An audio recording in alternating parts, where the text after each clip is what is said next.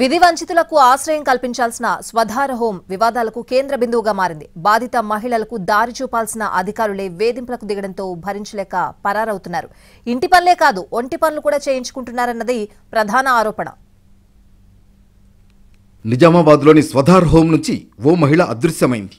CC కెమెరాలు ఉన్న మహిళ ఎక్కడికి పారిపోయిందో తెలియక అధికారులు తలలు పట్టుకుంటున్నారు. ఇదే సమయంలో హోంలో ఉన్న మిగతా మహిళలు అధికారులు వేధింపులకు పాల్పడుతున్నారంటూ హయ్యర్ అఫీషియల్స్ కు లేఖ రాయడం కలకలం రేపింది. ఈ వ్యవహారంపై జిల్లా కలెక్టర్ రాజీవ్ గాంధీ హనుమంతు విచారణకు ఆదేశించారు. జిల్లా సంక్షేమాధికారి తమతో ఇంట్లో పనులు, బాడీ మసాజులు చేయించుకుంటున్నారని మహిళలు ఆరోపించారు. నిజామాబాద్తో పాటు హైదరాబాద్లోని వారి ఇళ్లలో కూడా పనులు చేయిస్తున్నారని, వేధింపులు తట్టుకోలేక మీడియా ముందుకొచ్చామని కన్నీళ్లు పెట్టుకుంటున్నారు.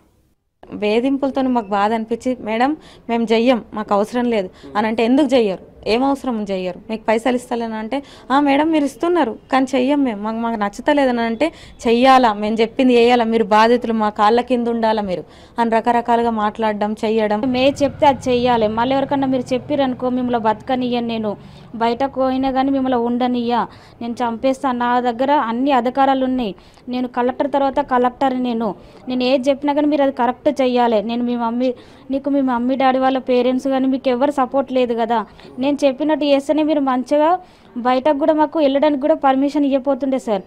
వెనక ముందు లేనివారు, ఫోక్సో కేసు బాధితులు, భార్యాభర్తల విభేదాలతో వచ్చిన మహిళలకు స్వధార్ హోంలో ఆశ్రయం కల్పిస్తారు. నిజామాబాద్తో పాటు బోధన్లో స్వధార్ హోంలున్నాయి. అయితే నిజామాబాద్ ఆశ్రమంలో పరిస్థితి దారుణంగా ఉందని ఫిర్యాదులందాయి. ఇదే సమయంలో ఓ మహిళ పరారవడంతో ప్రభుత్వం ఈ ఇష్యూను సీరియస్గా తీసుకుంది. మరోవైపు తాను ఎవరినీ వేధించలేదని ఆరోపణలు ఎదుర్కొంటున్న అధికారి చెబుతున్నారు. I will not take single pie from anybody. I will not suffer. ఏ చిన్న అబ్బాయిని కానీ బిడ్డను కానీ నేను అక్కడ సతాయించింది లేదు, హరాస్ చేసింది లేదు. వాళ్ళు ఫస్ట్ మాట నేను ఇచ్చిన దాంట్లో ఇచ్చారు ఏంటి, బయటికి పోనిస్తలేదు. Yes, it is true. నా నామ్స్ ప్రకారం నేను బయటికి పంపడానికి లేదు, బయటికి పోయి పని చేసుకొని ఇస్తలేదు. ఇదేం వర్కింగ్ ఉమెన్స్ హాస్టల్ కాదు, బయటికి పోయి పని చేసుకొని వచ్చి రాత్రులు ఎడబడుకోవడానికి. ఏమన్నా అయితే ఎవరు రెస్పాన్సిబుల్ దానికి? ఏది ఏమైనా వేధింపుల వ్యవహారంపై ప్రభుత్వం సమగ్ర విచారణకు ఆదేశించింది. ఒకవేళ నిజమని తేలితే బాధ్యులపై కఠిన చర్యలు తప్పవని ఉన్నతాధికారులు అంటున్నారు.